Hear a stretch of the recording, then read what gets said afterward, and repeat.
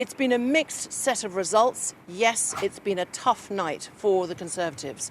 That was Boris Johnson's reaction and concession, if you want, after we have 91 out of 146 councils that have declared results. Among the shocking, some predicted results, the loss of Wandsworth, which has now gone to Labour, Barnet, that's gone to Labour, and Westminster. Westminster, that since its creation in 1964, has been traditionally Conservative. Westminster that has the Westminster Parliament, the House of Commons, the House of Lords. Westminster that has 10 Downing Street, the official residence of the British Prime Minister. The British Prime Minister, of course, where we've had this series of revelations over the last few months, where he's been embattled by Partygate, accused and found guilty by the police and having to pay a fine for a breach of the very strict lockdown rules, the very rules that he mandated for the rest of the country. So that is a big win for Labour in London, but they have much more modest gains across the rest of England. England counted overnight, and that is why we were reporting on English results. Scotland, Northern Ireland and Wales only begun counting this morning. Labour's Sir Keir Starmer said this is a turning point and that the Labour Party is now on track to make major gains outside London and is on track for the next general election. By the way, we don't know when that will be. The Liberal Democrat leader says 70 council seats so far have been won, and he says it's historic. So a mixed bag of results for the Conservatives, but it doesn't mean that the protest vote that this has been has all gone to the Labour Party. The Greens and the Liberal Democrats have been faring well. And as you pointed out, Labour doing well, but not as well as they had hoped, and Liberal Democrats and the Greens picking up many more seats.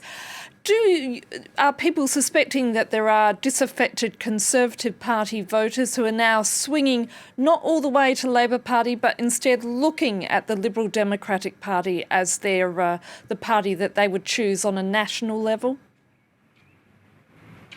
Yes, you're right to concentrate on that, because I think that is a significant phenomenon, a smallish one for the moment, but a very revealing one.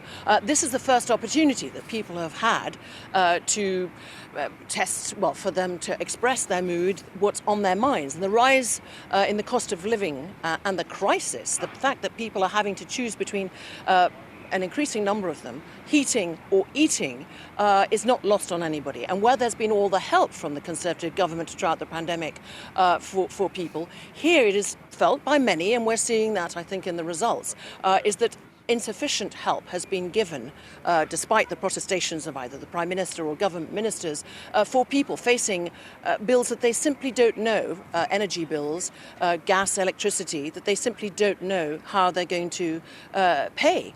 And so it's interesting to see that the Liberal Democrats are doing so well. They've gained the most seats so far, over 60, and I think that's set to rise. And I think it's that also the Greens, that's the phenomenon of people knowing more about the climate, caring more and wanting to express their concerns about the environment and global warming. These are big messages to the government. The Prime Minister says that he hears the messages, but then he suddenly harks back to talking about the COVID pandemic, how well the vaccination programme went, that he accomplished Brexit. But that is talking about the past. And what people are really looking at is their present reality and their future, short term and longer term. And of course, the Ukraine war has pushed up those bills. But when you know that we're on track now here in the UK for 10% inflation, you can just imagine how tough this is. So we'll see what the other results bring. We'll be watching Glasgow, Edinburgh, Scotland. Could the Labour Party come second there? What will it mean for a possible referendum that Nicola Sturgeon, the First Minister, wants to call there, and the timing of that, which the Prime Minister Boris Johnson doesn't want?